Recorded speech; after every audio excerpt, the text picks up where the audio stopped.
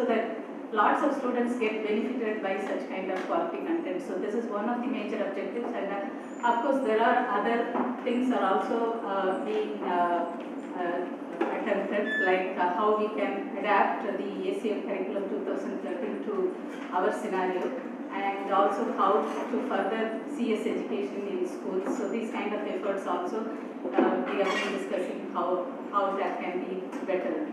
So in the past we have conducted the same kind of faculty development program in association with Microsoft. So Microsoft also has a platform called Massively Empowered Classrooms, so where they have very good quality content on several courses. They again started with this course design and analysis of algorithms. Later they moved on to the area of computation, data structures, networks, all these courses. So if you go to www.mec.org, all these courses are available. So you can ask your students to register there and view all their content, and you also can view that content and do problem solving. So again, the content is very, very high quality. So in a similar way, of course, NPTEL also has a lot of okay, this may not be covered. Okay, so such things are available. So I want you to spread this awareness to your students, saying that all these kind of very good high quality content material is available just free. Okay, so they can watch it, and also as faculty members you can watch it ahead of time, because some of you might be new to the teaching profession itself, so you might be looking for some help. So where can I get some quality content so that I can disseminate it to my students in a more effective and inspiring way. So this faculty development program is aimed at that. So not only understanding the content, but from masters like Professor Ramanujan, so how to take it to the students in an inspirational way. So how a semester is a very long period. So how do you sustain the students' interest throughout the semester? It's not like in the second class itself they all get bored and after that they give up. So throughout the semester, sustaining that interest is something really, really difficult. So how do you do that? How do you master that art? So that's why this faculty development program hopes to get you enthused about it and spread that enthusiasm across to generations of students. So now the first session is going to be handled by Professor Ramanujan. So he is a Professor of Theoretical Computer Science at the Institute of Mathematical Sciences, Chennai. His research interests lie in the area of mathematical and philosophical logic in computer science and theory of distributed systems, temporal logics and verification, partial order models of concurrency, security protocols, logics of knowledge, and foundations of game theory. So he did his BTech in Electrical Engineering at BITS Pilani, and later he did his PhD in Mathematics and Theoretical Computer Science in Tata Institute of Fundamental Research. He received the Best PhD Thesis Award in 1989 in TIFR, and he is one of the most inspirational teachers in the country. So a teacher's role is much more than just covering the syllabus which has been assigned to him or her, and it's like you need to touch the student and inspire every student you teach, and you cannot get anyone better than Professor Ramanujan for that. And he lets you discover the concept by yourself. That is why he teaches, so you get to discover it by yourself and you get the joy of doing that on your own. And he also lends his time for addressing the school students, spreading the joy of doing research in pure sciences, and he also has contributed a lot through Tamil Nadu Science Forum, and he is also a wonderful human being who always tries to help the ones at the bottom of the pyramid in the society, and I have great admiration for him, and I thank him for giving this time and coming here to address the gathering in this FPP. Thank you.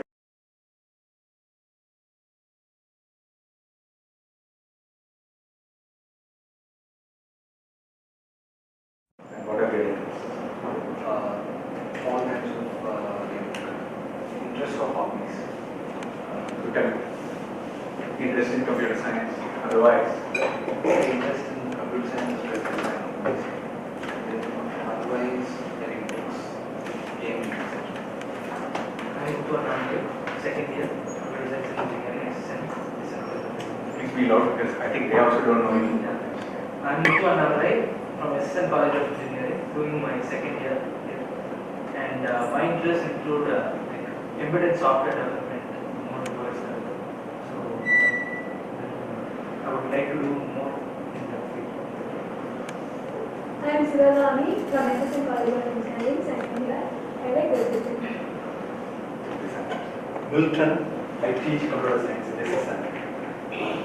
Okay, I am Dr. Chitrababu, heading Computer Science Department at SSN College of Engineering. I am Ashok Kumar, Assistant Professor in the Department of Information Technology from Sri Shakti Institute of Technology, Coimbatore. My interest is developing website. Good morning to all. I am Bhubadi Rajan from Dr. Magalingam College of Engineering and Technology. My interest is on theory of computation and compilers.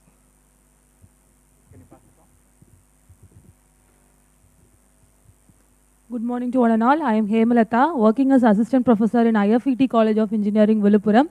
My area of interest is wireless sensor networks.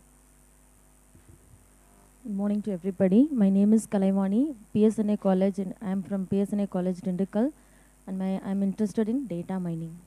Thank you. Good morning to one and all. I am Shenbagavalli from PSNA CET. My interest is cyber security. Hi everybody, I'm Jetlan from Karpega Vinayaka College of Engineering and Technology, and I'm working as an assistant professor there, and my interest is big data. Hello, good morning to everyone. My name is Sindhil Kumar. I am assistant professor in SSN College of Engineering, and my area is natural language processing. My name is Shirazuddin. I am a faculty member here in SSN College of Engineering.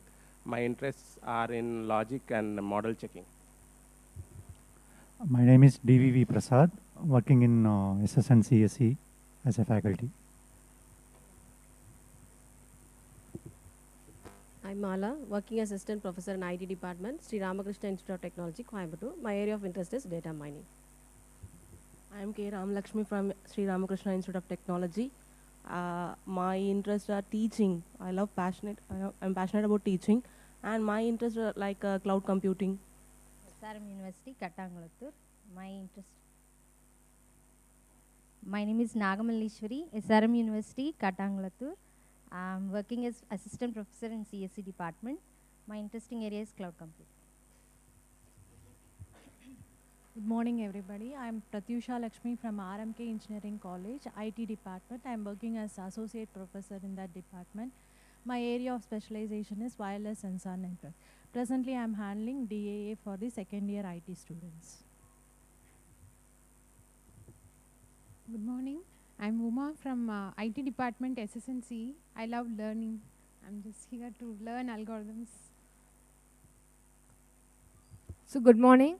I am Jonsi from MAM Engineering College, Trichy. I'm working as assistant professor in MAM College of Engineering, and I'm interested in computing and computer graphics. Thank you. Good morning everybody. I am Rajalakshmi from Computer Science Department of SSN College of Engineering, and my interest is in data mining techniques. Good morning. I am Rajalakshmi. I am working in Valiamma Engineering College, and my area of interest is machine learning and pattern recognition. I am now learning big data analytics.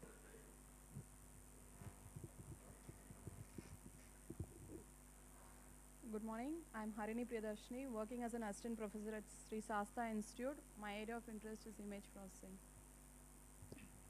Good morning. I am Hasmat Farhana, working as assistant professor in Sri Shasta Institute of Engineering and Technology, and my area of interest is artificial intelligence. Good morning. I am J.M. Udaya from Shasta Institute of Engineering and Technology, and I am interested on mathematical subject and OOPS. College of Technology. My research area is speech and signal processing, and I'm going to handle algorithms for the first time. So I'm also much excited like many students. Good morning. I am Sundari from Tangavil Engineering College. My area of interest is web designing. Thank you. Thank you very much. I am Ramanujam from the Institute of Mathematical Sciences. It's a small research institute down the road. And it's a research institute of the Department of Atomic Energy. We have groups working in mathematics, theoretical computer science, theoretical physics, and computational biology. I belong to the theoretical computer science group, and it was advertised. My area of work is largely logic and automata theory and its various applications in computer science. Physicists usually say I work at different energy scales, high energy scales and low energy scales. I believe that everyone in computer science is working in algorithms. I work in high-level algorithms and algorithms that run usually in exponential time or much worse. Anyway, so I think when the schedule was announced, this was called Fundamentals of Algorithms. I've changed the title to a discussion on algorithms, and you will see why. So first, let me first thank the college and especially Chitra for providing me with this opportunity. I owe a debt of gratitude to many long discussions with Venkatesh Raman over the years on this thing. You will meet Venkatesh, and my own understanding of algorithms is quite a bit shaped by discussions with Venkatesh and watching him. So, and there are many excellent online courses on algorithmic problem solving, especially there are a few that I have listed here, and so where I have got ideas from, and do feel free to interrupt me anytime. Okay, so here is some code to start the thing with. These are words of Ada Lovelace, Countess of Lovelace, from 1843. She says, this is in a letter, but she says, we should explain before proceeding that it is not our object to consider this program with reference to the actual arrangement of the data on the variables of the engine, but simply as an abstract question of the nature and number of the operations required to be performed during its complete solution. Do you know who this person is and what is the context? Yes?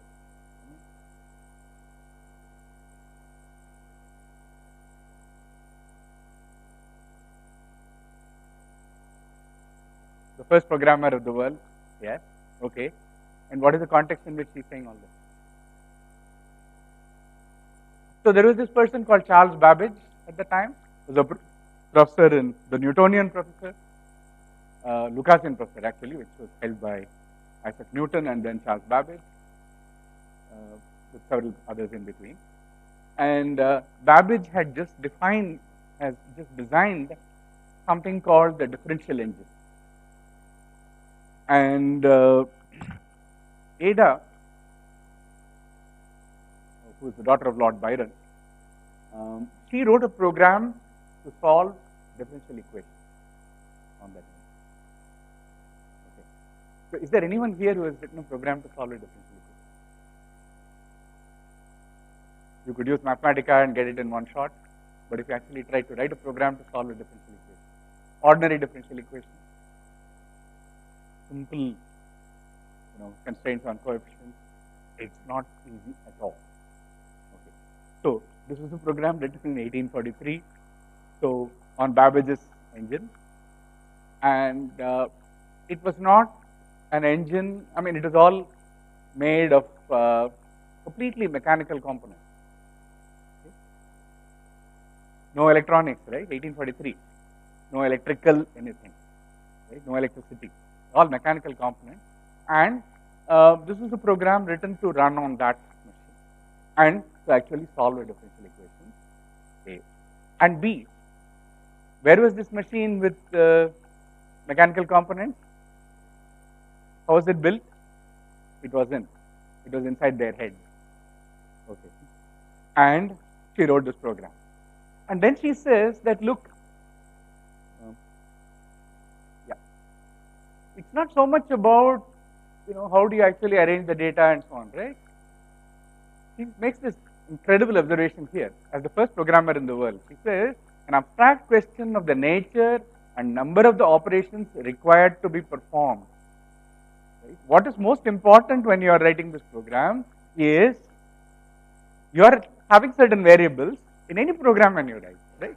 What have you got? You got some program variables and you are manipulating them, right? You do it in some order, right? Yes, that's all important. That's what you are doing, but don't get carried away by that, she says. What is important is here, it is not an object to consider this with reference to the actual arrangement of the data or the variables of the ranges, right? Don't worry about exactly what will happen in the hardware, right? But worry about, there is an abstract question of the nature and number of the operations to be performed, required to be performed. This is a, can you imagine as strong a statement as that? And 1843, on a computer that did not exist, on a hardware that did not exist. And what is very important is that roughly, I think about 30 years ago, or maybe even, sometime in the 90s, in the University of Manchester, they actually built Charles Babbage's differential engine and ran, coded ADAS program on the mechanical machine, and it ran. There were a couple of bugs, but very small ones, and it actually could solve a differential. So it's a great advertisement for programming for anybody who. Okay, so it's well worth keeping in our minds because, okay, we're all talking about image processing, data mining, cloud, and whatever. Ultimately, in computer science, you are, wherever you are doing, somewhere you are getting down to this fact that I am writing some programs, manipulating some variables, and so on. And there, Ada standing behind you and telling you, hey, something more is going on. And that's really what we are here to discuss and learn over this week. I think so. I'd like you to remember her. And as I said, she was the daughter of Lord Byron.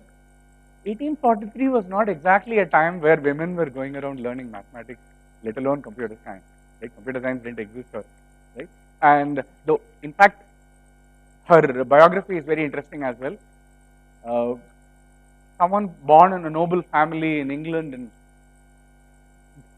the first half of the 19th century had no real reason to go into mathematics at all, right? In fact, she had a very good reason to do that because she hated Byron and she didn't want to have anything to do with poetry and English literature. So mathematics was sort of attractive to her as the closest thing to poetry, in fact, as she said. Okay, so let me not go down that. So here is a question. I'm more interested in this kind of questions as far as this first round is concerned, right? Because you're going to learn lots of algorithms, but why should we study algorithms? Yes. Someone says data mining, someone says security, someone says this, someone says whatever. So why should we study algorithms at all? So I know that I'm talking to teachers, associate professors, and that, so people with lots of experience here, lots of teaching experience, far more than I probably have, certainly as far as undergraduate teaching is concerned. So, have you ever gone to any of your teachers and asked, why should I study this? Why didn't you? Okay. So, Shivagami comes and asks you, what's your answer? It's a compulsory subject, right? So, therefore we do. Therefore we teach, therefore we do, therefore we get grades. Is that the only thing? So then why is it compulsory, right? How many people have gone to Anna University Board of Studies and asked, why the hell is this compulsory? So why should we study algorithms? Can I have fun? Yeah? Those problems, and if we can solve those problems, how efficiently can we solve those problems? Okay. So he has some problems to solve, and he wants to solve them more efficiently, and hopes that studying algorithms will help.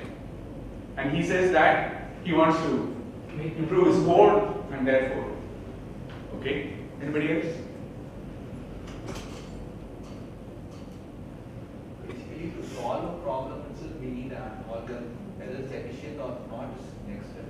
So for problem solving, okay? To learn problem solving. Anything else? Just try something. Whatever comes into your head, I want to know what you think. That's all. Can I ask this as a 10-mark question in an exam and expect the right answer? There is no right answer to this, right? I just want to know what you think. Yes. it's not specific to any programming language. We Right. can solve any programming, it's common to all programming languages. Very good. And also you have to solve this problems in finite amount of time. Okay. Then, any more? To obtain an optimal solution for a problem. You want, yes, to get optimal solutions to problems. Not just solve problems, but get optimal solutions. Okay. Any more? Yes. Looking good. On-site feeling.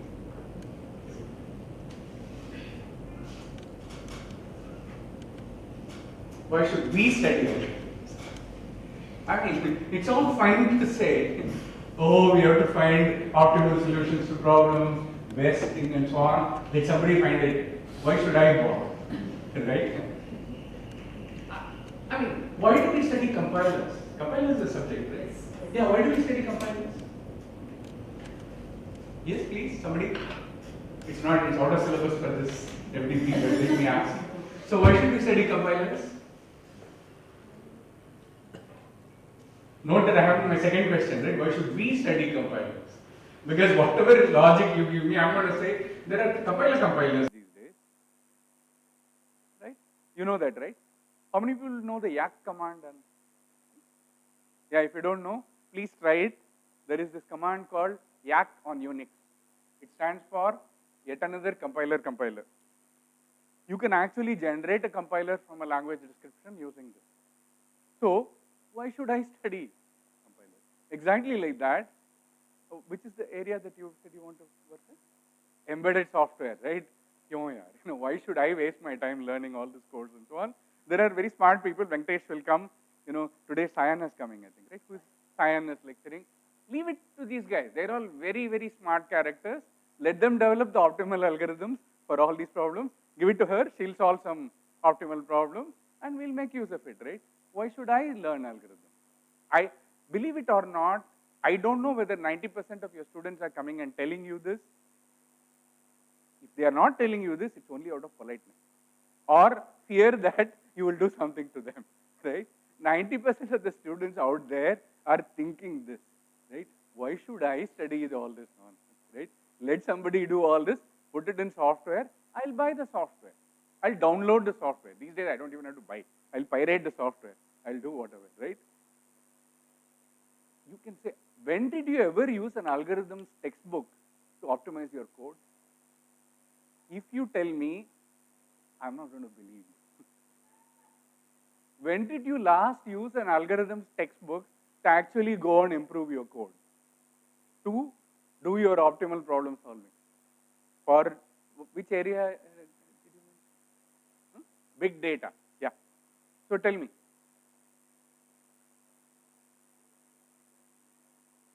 Okay. So which problem? What kind of problem?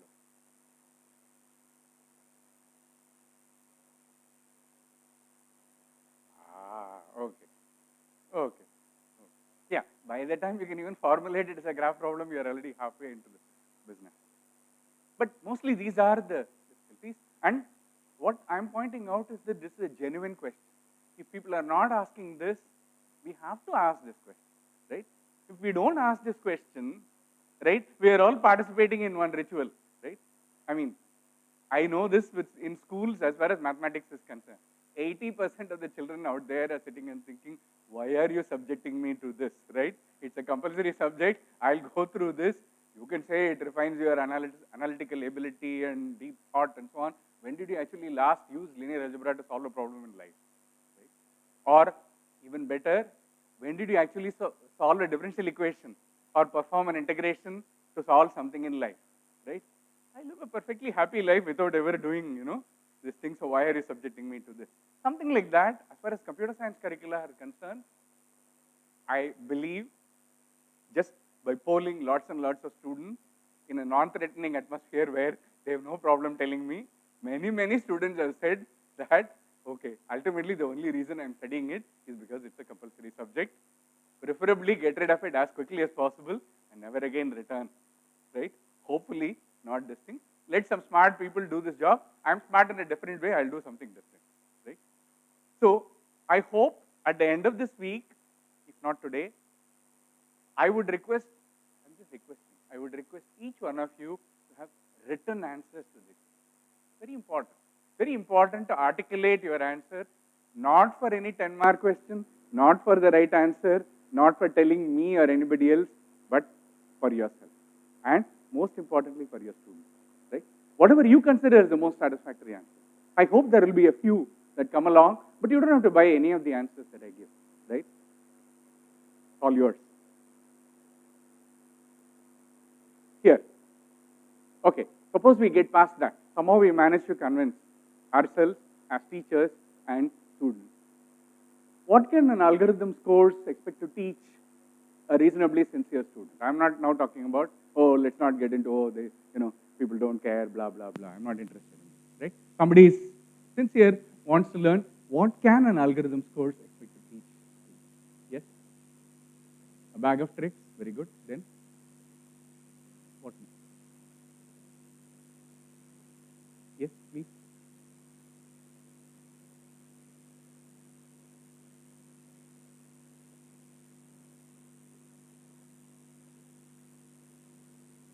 Very good. Right. Some particular problems and some particular solutions to those problems. Yes. Then, anything more? How to go about looking at this? Okay, very good. I think it's extremely important to list these objectives. I'll come back to this when we finish today before lunch, hopefully. But I think it's very important to have a list of, yes, from an algorithms course. That would be great. Yeah. Again, once again, I don't have anything particularly dogmatic in mind, right? But I think it's very important as a teacher. I mean, I teach, say, mathematical logic. I teach theory of computation. But I certainly, you can ask me and I'll give you a written list, no problem, about what I expect, right? What I expect my students to get out of the course at the end of the course. Maybe I'm being ambitious and here is at least one student who has gone through courses with me. Maybe Shiraz will disagree that any such thing happens, but it's my expectation, right? It's perfectly reasonable for a teacher to have such expectations, not just, in my opinion, not just reasonable and desirable, essential. Because we do, as a teacher, if I do not have expectations, the students will never rise to those expectations. It's very important to have expectations and to have high expectations. Please let us not settle for low expectations. If our expectations are low, performance will be low. I say this to mathematics teachers all the time. I do a lot of work in math education as well. I say this, unless we have high expectations, we cannot expect high performance, right? So it's very important as a part of professional practice. So I feel that this is supposed to be faculty development, so I thought I should concentrate on this. So let's, as far as I am concerned, what we have got this morning is try to look at these questions in a little bit of depth. That's what I want to do. I'm not here to teach fundamentals of algorithms, but really about discussion on what we expect out of this whole business. Then comes this last question. How well do we achieve these objectives? If we list our objectives, this is what we want. And like what she said, something incredibly important. She says, what did she say? Soumya, no? What did she say? How to approach a new problem. Right? On that, all those who teach, please look at this very carefully. How well do we achieve these objectives? And why, if there is a gap there, what hope? I think we should reflect on this. Unfortunately, I do not know fora in which, I don't know if your department, such discussions take place. If it does, I'm very happy for you. As far as I know, most departments, most things between colleagues, there's very rarely discussions of this kind. When I thank Venkatesh Raman, this is what I mean. We do, at least a few of us, between ourselves, we do discuss these things and say, why is it that this is so hopeless that I'm not able to do this? Or why am I able to achieve something very well, but not something else? Like, for instance, when I taught algorithms, Anna University one semester, I remember I taught, I was reasonably good at communicating a certain bag of tricks. But I'm not at all sure at the end of the semester my students could look at a new problem and say, hey, here I must use dynamic programming. No, right? Unless I ask myself that and acknowledge that and say, why is it that Greedy strategy, almost all students try, but dynamic programming, none of my students try, right? So unless I get into that kind of way, and I'm saying this for algorithms, I'm sure you can do this for data mining or whichever you're talking, right? But in some sense, that's where I think we need to work a little bit on. Okay. So here is a question for you. Is computer science really a science? It's a very philosophical question, but right? We give degrees in computer science. So how many people think, yes, can I have a show of hands? There are some half hands. I need a clear show so I know, if you don't mind. Oh my God, okay. So how many people think no? Well, there are a few, there must be, because some who didn't put up their hands initially. Yes? What do you think? No. Show of hands. How many people think no? Oh, you're in yes. So only one no? Okay. Yes. And what's your name, please, again? Please.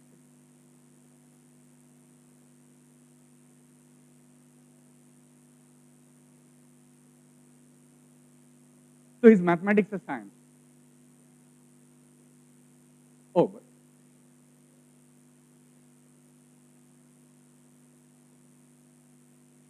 she has a very nuanced position, and I like this very much because she says mathematics is a science, but computer science as such is some mathematical thinking, but that is not a science. Okay, when we learn science in school, what distinguishes science from other disciplines of knowledge that we learn?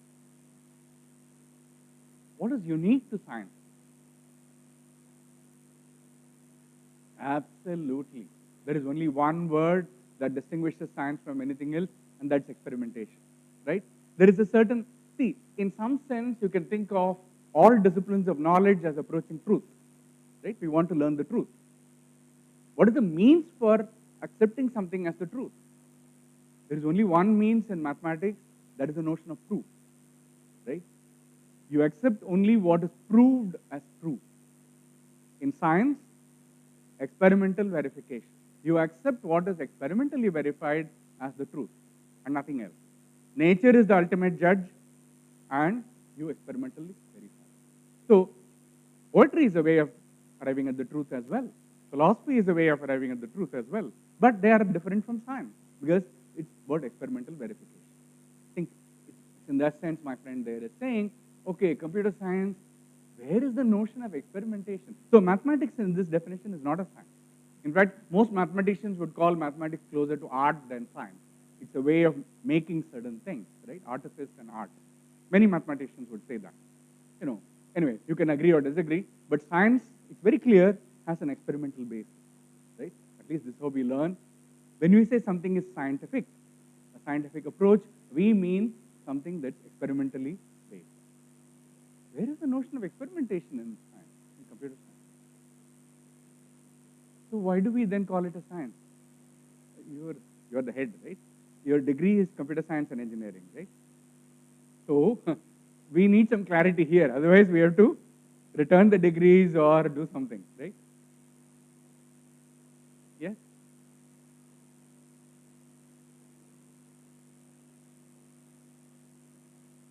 Okay.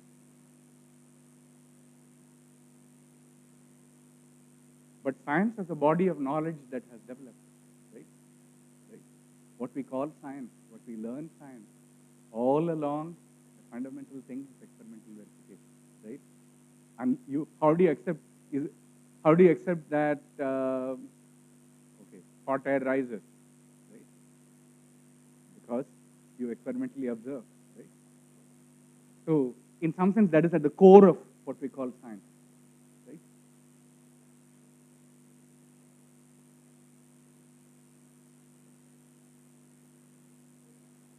But why must you abstract? What is there to abstract in the periodic table? It's an arrangement, right?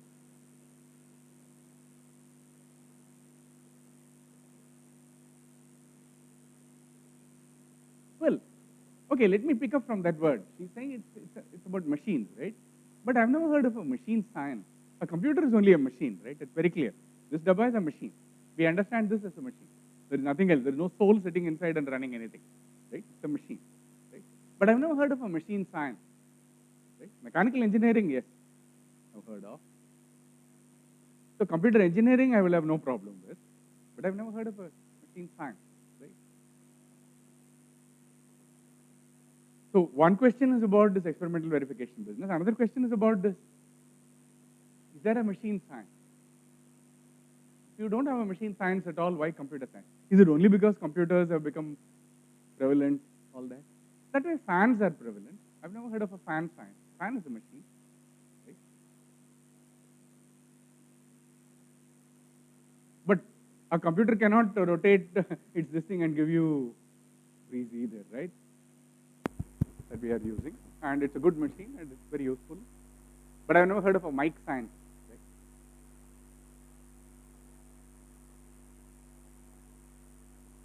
Well, programmability is very important, right? A fan can only act as a fan. It cannot transform itself in any way, right? Something that can be programmed to do many different tasks, right? In some guided fashion, so such machines are different. Okay, there is this wonderful thing called a lathe. How many people have seen a lathe? Yeah? I'll use. Yeah? Do you know a lathe? Again, show of hands. How many people know what I mean as a lathe? When I did my engineering in Pilani, one of the things that we did was we had a workshop, one semester in a workshop, and we had to go to a lathe. A lathe is an absolutely wonderful thing. You can one assignment that you have is take a piece of metal, which is just a sheet, and my semester project for that workshop was to make a flower vase out of it. So you can start with just a piece of metal and actually generate a flower vase. Mechanical lathe, you can take pretty much any material. You can take wood, metal, and come up with all kinds of shapes. And lathes are programmable, right? So lathes are programmable. And remember that Charles Babbage was working with this kind of mechanical components. Pretty much a lathe is what Charles Babbage had in mind, and not the modern lathe that you see in foundries. But please go and see, a lathe is as programmable as anything that you can think of, but I've never heard of a lathe science. Mechanical engineering department, if you go down and talk to them, they'll have great admiration for the lathe, but I've never heard of a lathe science. So it's programmability is important, but is there anything more?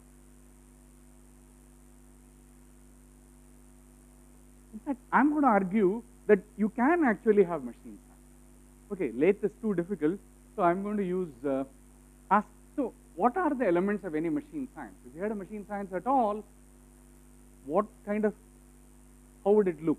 So I'm going to choose a machine that I like very much. So here is a proposal for a new degree, a new subject to Anna University. So I want to have a degree in a subject which I call pressure cooker science. I hope everybody knows what a pressure cooker is, right? How many people cook here? Is there anyone who cannot cook? Oh, okay, so there are a few souls here who really need apprenticeship in pressure cooker science if you don't. Okay, so a pressure cooker science I see this way, right? Which takes longer to cook in a pressure cooker, rice or dal or purple? Yeah, dal takes longer than, right? What about potatoes? Potatoes are dal, which takes longer to cook. Yes? Dal. Which takes longer to cook than meat or dal, for those who cook meat? Meat? Depends on what kind of, if it's fish, well, yeah, right? Okay. But here is the point. Okay, that's a pressure cooker. What if I use a microwave? If I use a microwave, which takes longer to cook, rice or dal?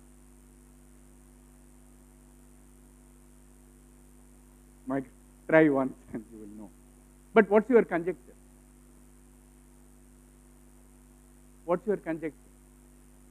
If I use the microwave to cook rice and dal and check, which would take longer to cook?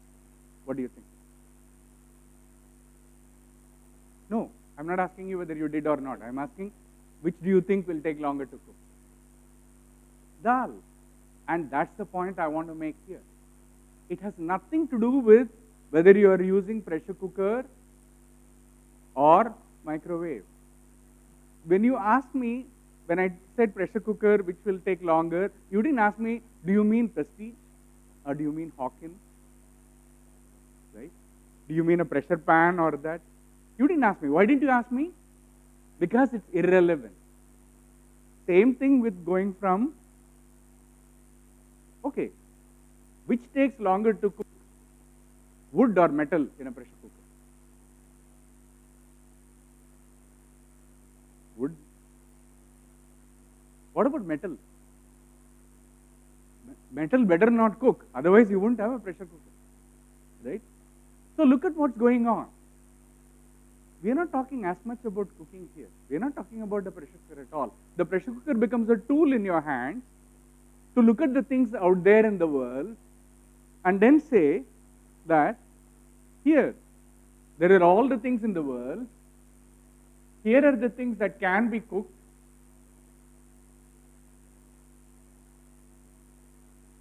And here are the things that cannot be cooked. Using my tool, which is the pressure cooker.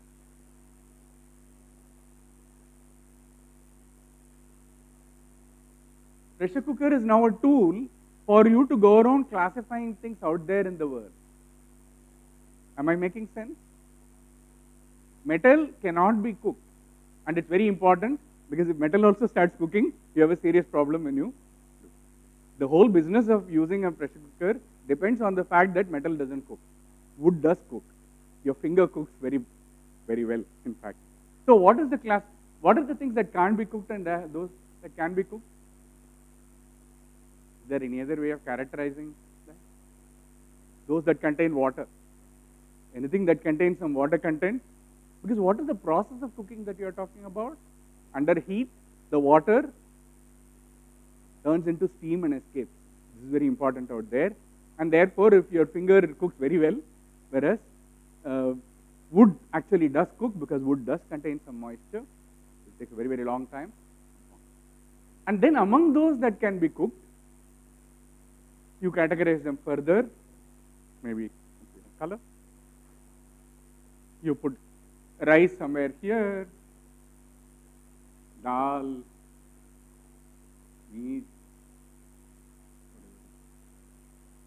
This classification exercise is extremely important because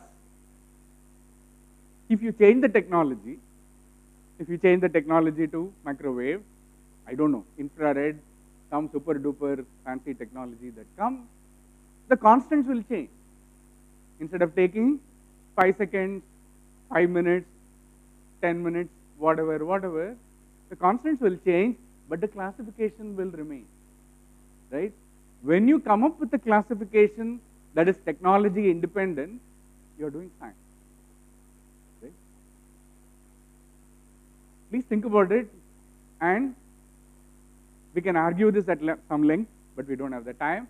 But please understand that when pressure cooker is now only a tool to go look at the world, look at things which can be, anything. You can talk about computers, you can talk about vegetables, you can talk about whatever you like. It's only as far as you are concerned, classification is the beginning of science, right? In school, when you learn living, non-living, metal, gas, solids, liquids, classification. Classification is the beginning of science, and the pressure cooker now becomes a tool in your hands to go around looking at nature, classifying them, and do. There is a small change that I need to make. So computer science, if I were to think of in this sense of a machine science, then computer is a tool. The study is not about computers at all. In pressure cooker science, the study is not about pressure cookers at all. The study is of things out there in the world and classifying them. If you think of computer science in this sense as computers as a tool, what do you study? It's the world of problems. Problems that cannot be solved. Problems that can be solved.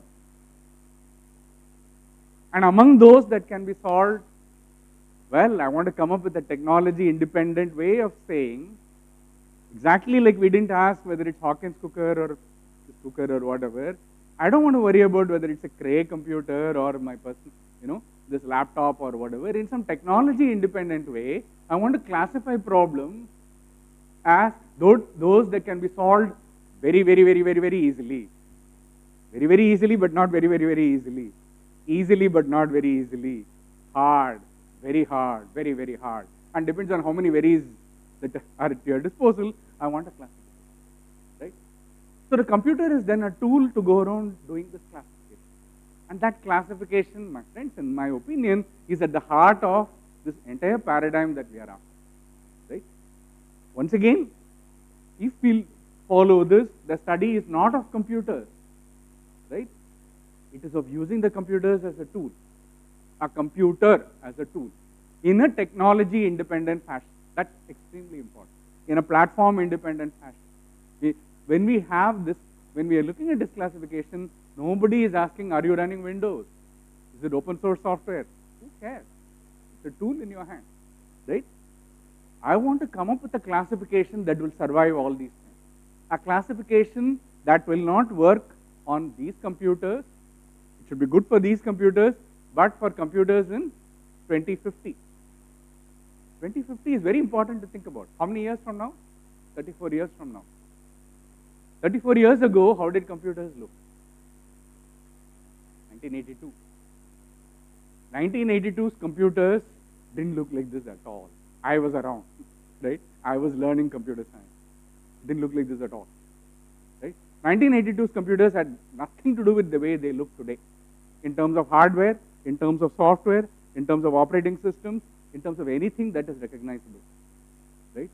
I guarantee to you that 2050's, 2050's computers will not look like anything as they look today. In terms of hardware, in terms of software, in terms of platforms, in terms of open source, closed source, whatever. But I want a classification that will survive all that. I want a classification of problems that has nothing to do with any of this. And it is possible. It is that mathematical study that we call the study of algorithms and complexity. This is the paradigm of algorithms and complexity. Yes? So, we want to look at the digital computer as a tool to go around classifying problems. Theory of computation works on this borderline. It asks, what are the problems that cannot be solved by digital computers? Which are the ones that can be solved at all? I want to distinguish between recursive and non-recursive functions. Right? And among recursive functions, I want a classification of those that, okay, so those are the words that you use, problems that can be solved in linear time, problems that can be solved in quadratic time, quasi-linear time, polynomial time, exponential time, super exponential time, non-elementary time, primitive recursive time, non-primitive recursive time, and so on. And that classification and saying that it's, you need at least that much is what we call complexity. Right? So this is an enterprise that belongs very much in machine science. Okay, there is another way of looking at pressure cooker science. Pressure cooker science has one paradigm of this kind. It is another way. What goes on in a pressure cooker? What goes on? You put water, you put things, cut it, light it up, and then gets cooked. It's too big. Tell me more. How does it get cooked? Firstly, water boils, evaporates, forms steam, and then what happens? Why does pressure build? Because the steam cannot escape. If the steam could simply escape, you would be under atmospheric pressure. But if you don't let the steam escape, and therefore pressure builds. And then what happens? If pressure builds beyond a point, what will happen? The cooker will burst, right? So of course it should not. So what do you make sure? You make sure that the pressure after a point, after a certain threshold, is let off, right? Steam is let off, therefore pressure comes down again, but then it doesn't come down all the way to zero. So you have a closed loop feedback control system that actually lets pressure go up and down, and you decide when to switch it off, right? It won't go on indefinitely because each time heat is building up, and after a point, if you let it remain for long, you can do this experiment and see what happens to your kitchen, right? But anyway. But can I describe this process in a technology independent fashion? Yes, you can. In fact, you can set up an ordinary differential equation, a nice heat equation with boundary conditions, and actually that's a nice mathematical description of when you set up a differential equation, you are giving a description for all time. You give an initial conditions, and in fact, there is this A sin omega t plus B cos omega t form that will describe the behavior for all time. I don't switch it off at all. Okay. And we can do that with the digital computer as well. You can say, okay, I switch it on, I let this thing do work, I want to know what happens, what kind of state changes happen, and I want to see how the behavior goes for all time. And that's the paradigm which we call programming language theory or theory of computation. Theory of computation, in this particular context, it's really what I would call programming language theory.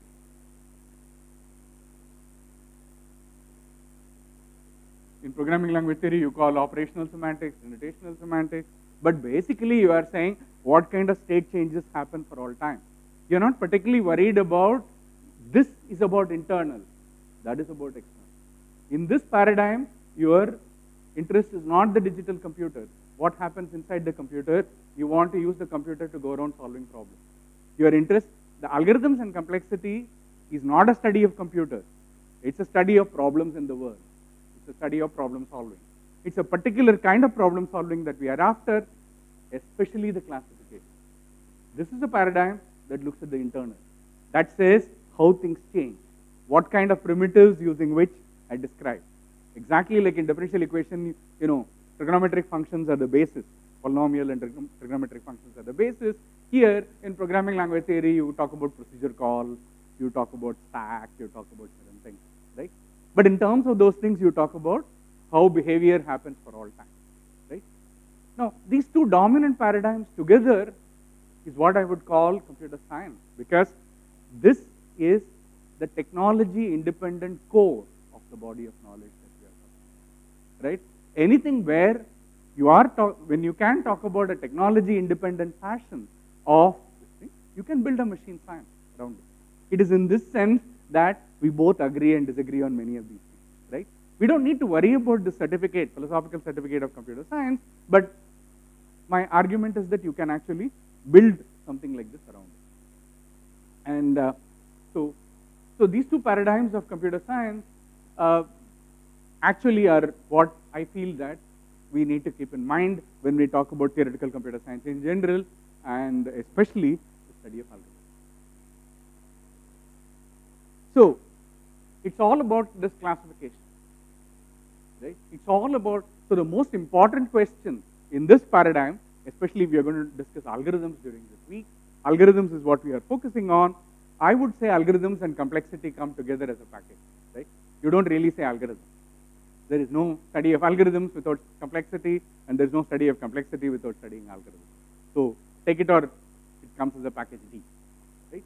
Question is about problem solving, particular kind of problem solving, but most importantly, you are interested in, you're not so much here, okay, like Shiraz said, there is this thing about can the problem be solved at all?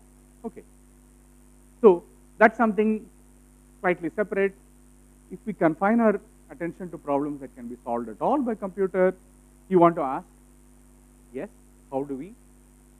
What is easy? What is hard? Here's the question for you. What is the hardest problem you ever solved? It could be anything. Yeah? I want answers. You tell me. Don't worry about algorithms and computers and so on. It could be anything. What's the hardest problem? I mean, I think for me, the hardest problem I have ever solved is getting my children when they were at the age of 7 and 5. I have 2 daughters. And I think about when they were like, say 8 and 6, getting them ready for school in the morning, I would consider one of the hardest problems I've ever solved. Okay. Now what's yours? I have no idea what you consider hard and easy, right?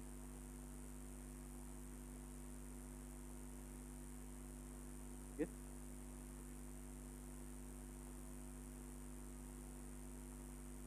Just getting up is hard enough. Wonderful. I know. Yes. Okay. Good. Anything else? Hey, I just want to hear what's hard, what's easy.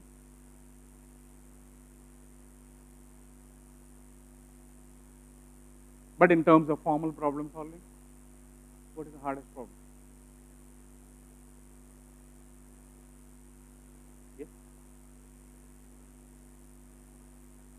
Sorry? No, that's too much of a class. I want one.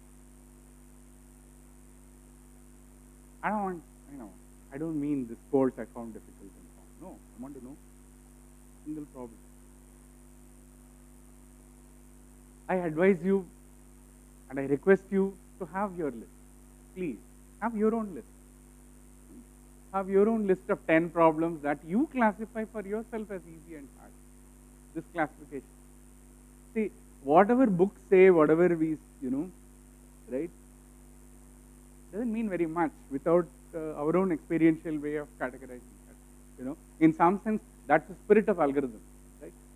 As I said, let's not forget that the spirit of algorithmic thinking and algorithms is all about classifying this. If you want to develop an intuition, right, looking at a new problem and devising ways to go about it, first thing is that when you stare at a new problem, you need to bring all your resources to make a judgment call on whether it is easy or difficult. Right? Really, that's where it begins. You don't just bulldoze your way and say, oh, let me try and solve problems. Right? You don't. I think there is one experience that we get, the only experience in problem solving that we get is in mathematics. Really. Right? Physics you learn in school. You do problem solving in science, especially in physics, but all that is secondary. Mathematics is really the home of problem solving. Right? We learn, and then very quickly we learn to start realizing that some problems are easy for us, some problems are hard for us. Here is the problem.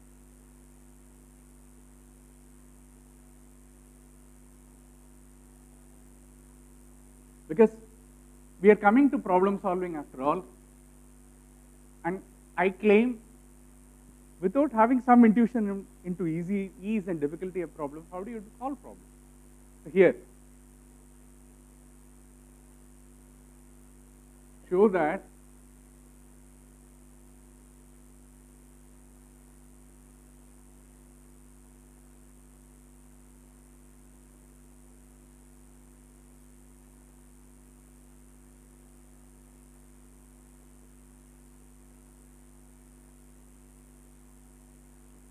I did this last week for some bunch of school kids doing math Olympiad. So I know that this is eminently solvable, it's correct.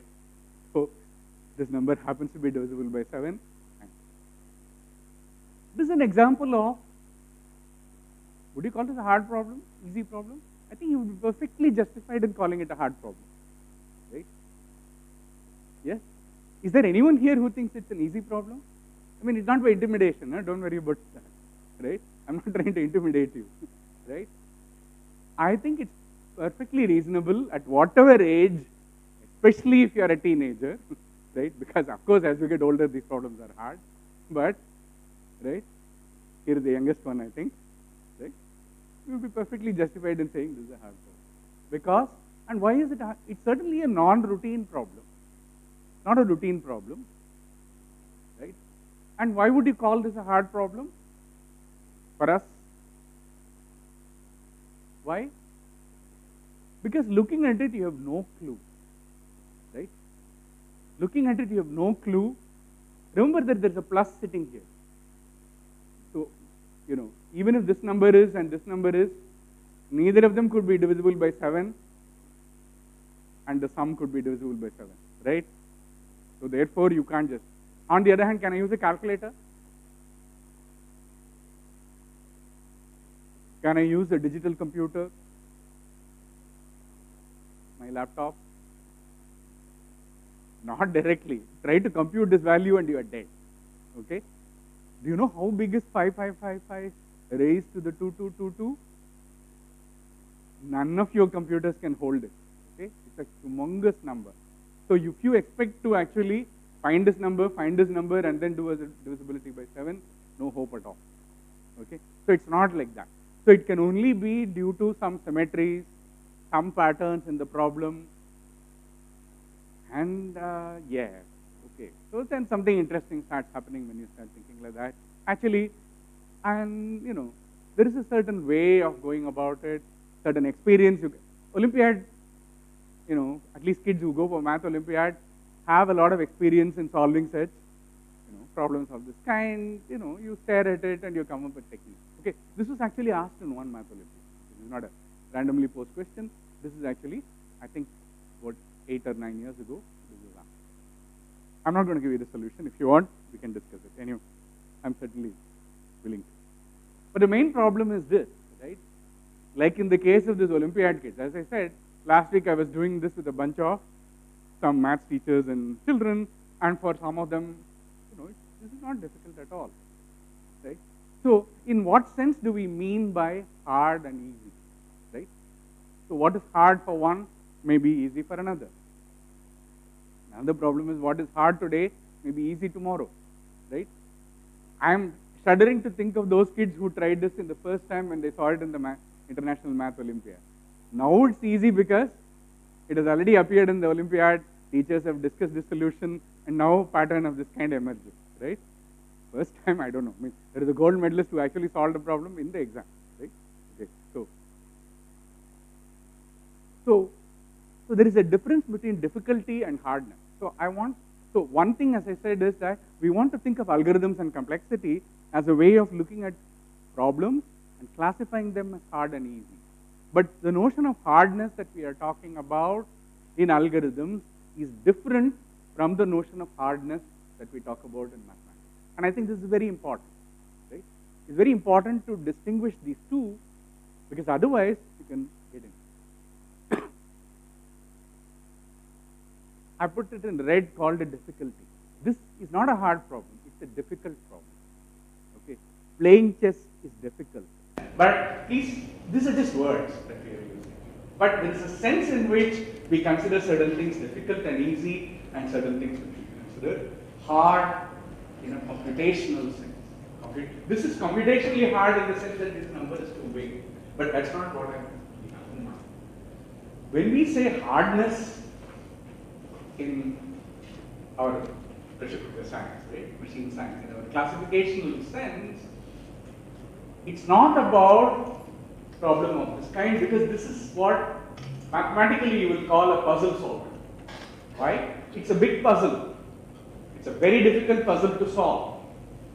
Have you seen these 1000-piece jigsaw puzzles? Right?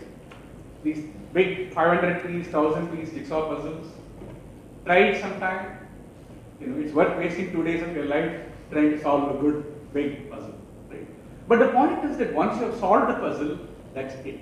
Finished. Right?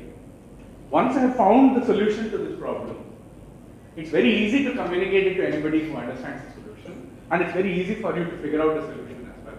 Right? It's very easy for you to check that what I have got is a solution, to learn the solution, and after that you can solve 1,000 problems of this kind. Right? This is the essence of puzzle solving, and a huge amount of mathematics is about solving puzzles. Right? The hardness that we are talking about has nothing to do with puzzle solving. It is not about this, it is about hardness across instances. I am looking at a problem, right? Once you understood this problem, if you find a solution to this problem, it hardly matters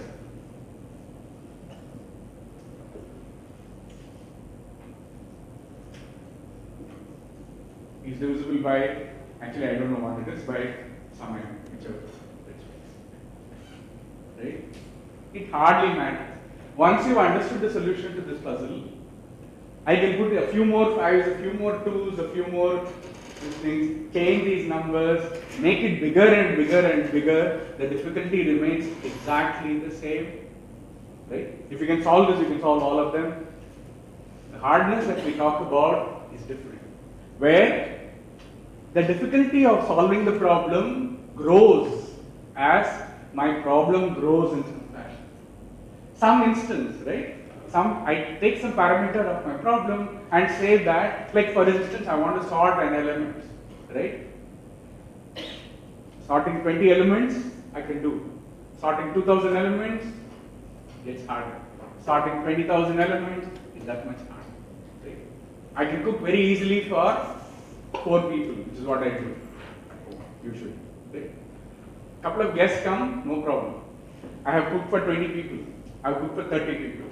But if you ask me to cook for 300 people, I have no clue. I would have a problem, right? So, hardness that we talk about is related to scaling. It's related to multiplication, right? As I talk about problems being hard in the sense, not this kind of difficulty, right? Let's use the word difficulty to talk about mathematical problems solving of this kind, but hardness that we talk about is as my problem instance becomes bigger and bigger, my difficulty of solution increases, right? So that is the sense in which we talk about hardness. And this is very important to keep in mind because I see plenty of confusion between the two. Lots and lots of confusion all around the place. So the difficulty is in even choosing the right parameter and then figuring out how this dependence scales. Okay, we'll take one exercise, but first, how are we doing time? What time should we? 10:30. Okay. Maybe we should do it. Yeah, 15 minutes should be fine. So, my favorite question, you log into, let's say, your account. What happens when you log in? You give your username and password, and then now, supposing I'm watching, I cannot watch what you type, right? Supposing I watch the channel on which you're communicating, right? Let's say you're communicating, let's say by a wire. Right? Can I figure out all that you are saying during your session? 2 computers? No, you cannot. Why? The communication is encrypted, right? How is it encrypted? Yes? By using a key. What we use are what we call one-way functions. What is the notion of encryption? Not get to teach security. Right? I think we all know. But I'm just using it as an example exercise to talk about what we are discussing, easy and hard. Right? What is the notion of encryption? Right? The notion of encryption is, I give you a plain text, you apply some code, and what you get is ciphertext. So there is a notion of encoding, and at the other end, what do? You do decoding. How do you do decoding? You take ciphertext, you apply some function, apply an inverse, and then you get back the original text, hopefully, right? Now, why do you do this encryption? Why do you take this plain text and convert it into ciphertext? Here is a ciphertext for you.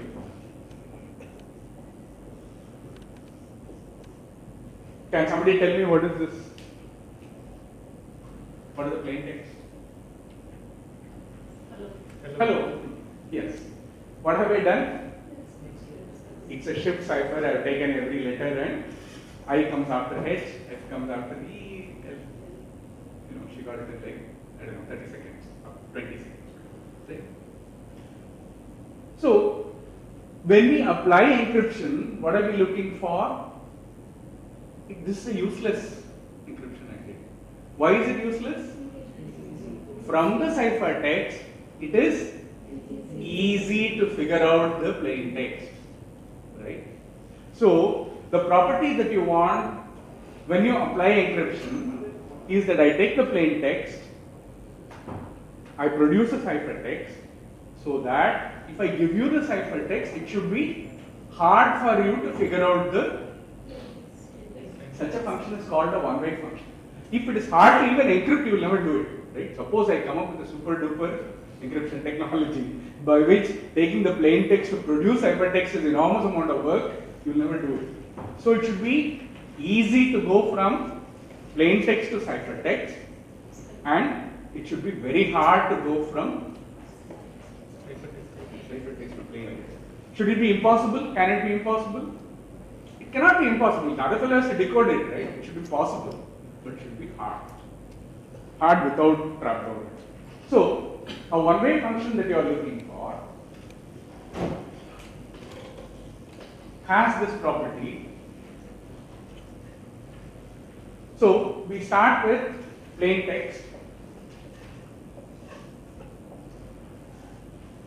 Use some f to get ciphertext. And ciphertext, you get. We want f to be easy. We want f inverse to be hard. Such a function is called a one-way function. Anytime you log in, every time you log in, anytime you use this thing, you are using one-way function. Probably the most useful thing in mathematics that you can think of, useful, practical, applied, applicable thing in mathematics you can think of are one-way functions. Why? Even as we speak, there are billions and billions of logins happening in the world, right? As we speak.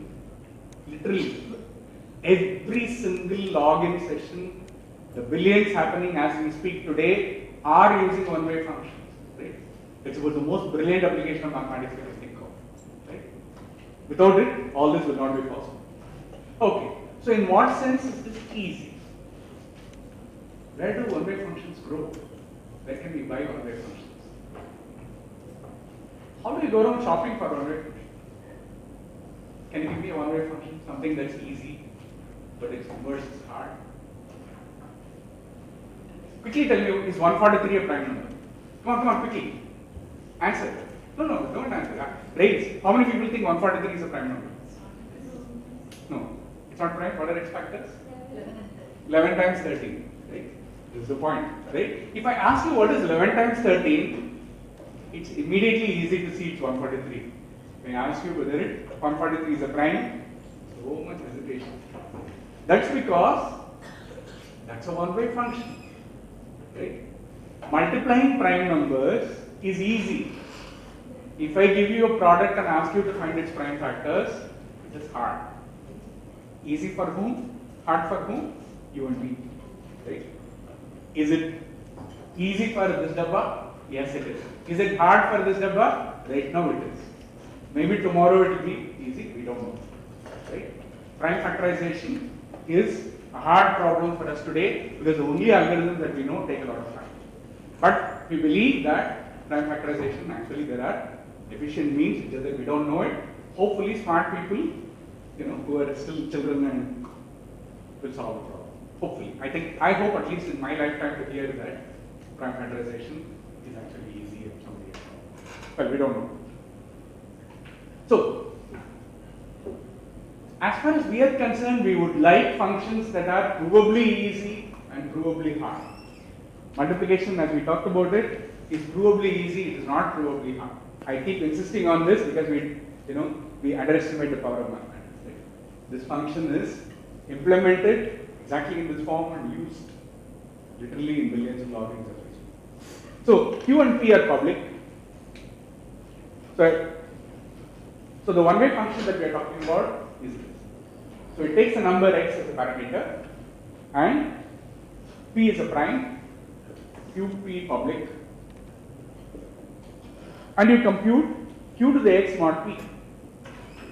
What's the problem? You know Q, you know P, you take x as input, and you should compute what is the output you give?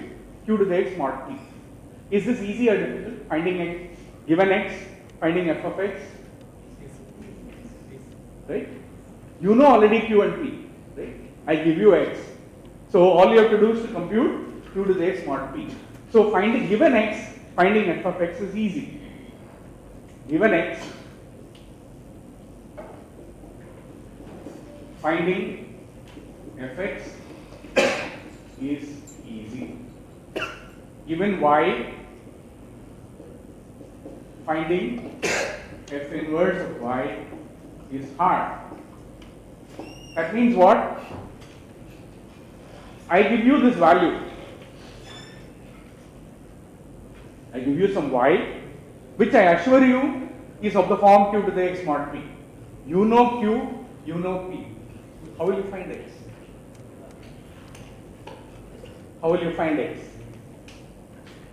You understand the question, right? I give you the value y, f of x. You already know q, you already know p. Okay, now this is provably hard. In the sense that the only option you have got is to try various possible values of x. You even have a bound, because from y you can actually guess how big that is, even though it is a mod. Even if you know there is a range, the only really way that you can find it is by exhaustively searching through all possible x, trying it out and check that your x mod p is the given value or not. So it's in fact provably not. But why is it easy? Let's see, why is it easy?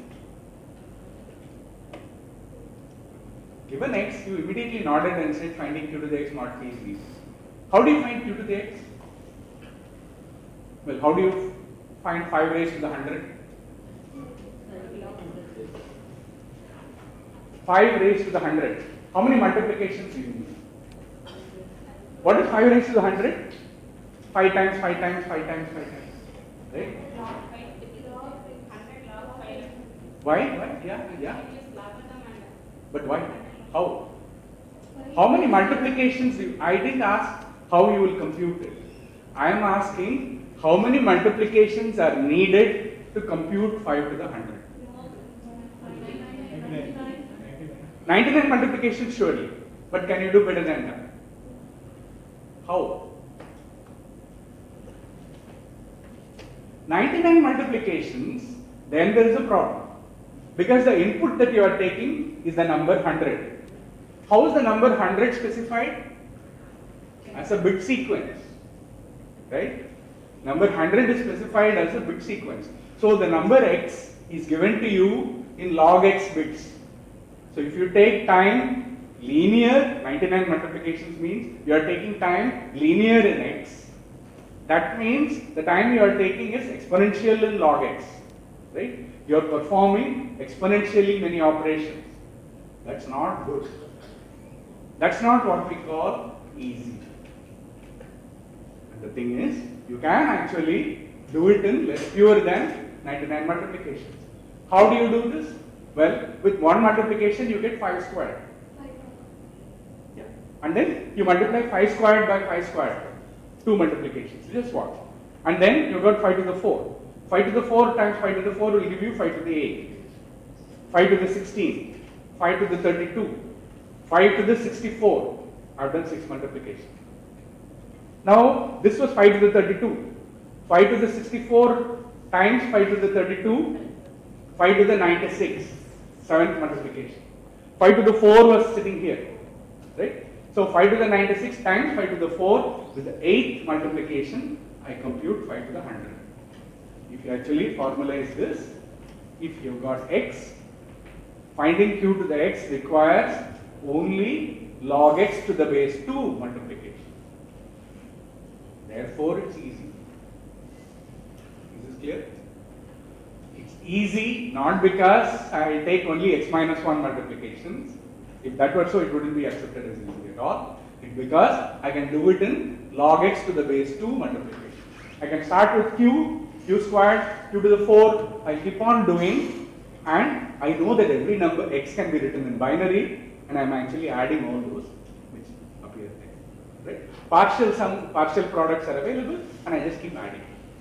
Okay? So if I'm counting only the number of multiplications, I'm doing with log x multiplication. If I'm counting the number of additions as well, it's still log x. So the total number of operations that I'm using is all order log x. Therefore, I call it easy. Is that enough? No, it's not enough. Because 5 to the 100 is too big. I can't even write it down on my computer.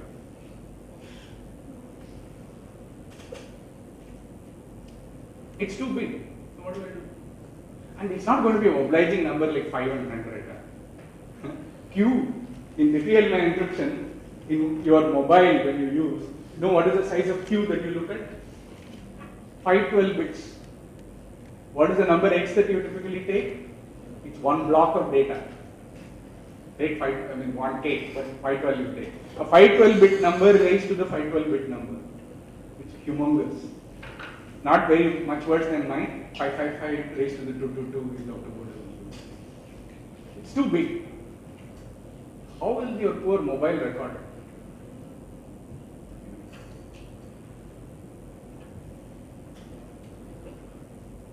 As she says, mod p. I don't compute 5 to the 100. 5 to the square mod p. 5 to the square mod p times 5 to the square mod p is 5 to the 4 mod p. At every time I keep taking mod, right? 5 to the x mod p times 5 to the y mod p is the same as 5 to the xy mod p. So when I keep squaring, at each time I take mod, so I know the result is always between 0 and p minus 1. P is another 512-bit number, so the result is always going to be in that range. I don't need more than my 512 bits. So it's easy both in time, in the number of multiplications and additions that I'm doing, and in the amount of space that I need to write things down. Right? What you call easy, and that is at the heart of this whole business. We call something easy if it's easy for me to find out, if it is easy for me to write down. Not the end product answer, every step, every intermediate step, right? I should use only limited amount of space, right? This problem that we talked about is what we call really, whatever, very easy. This thing, because it uses logarithmic time and logarithmic space. Those are the most lovely things. So this is genuinely easy. And it's probably hard, I didn't spend time on that. But in fact, you can convince yourself that there is no way, because the result is always going to be between 0 and p minus 1. There are lots and lots of x which will give you that. So the only hope of finding out, given q to the x mod p, what is x, is by exhaustively searching. Exhaustively searching, even if you know the length, you're doing with m bits, there are 2 power m numbers to try, right? So that's exponential. So this is at the heart of our whole thing. When we call something easy, we mean logarithmic in the size of it. Very easy means logarithmic. Logarithmic space, logarithmic time, pure joy. What's hard? Exponential time. Exponential time, if you're going to take, who cares about how much space is, right? So in this case, you don't need much space, but it will force you to take exponential time, right? So this is at the heart of all our thing, and this is a very simple exercise, analysis exercise, because one-way functions force you to think about what is easy and what is hard, right? Because, and notice that we are not interested in only easy functions, we are interested in hard functions also, because without hard functions, how do you do encryption? It's a mistake to think that the study of algorithms is about looking for polynomial type functions and so on. No, of course not. You want hard functions.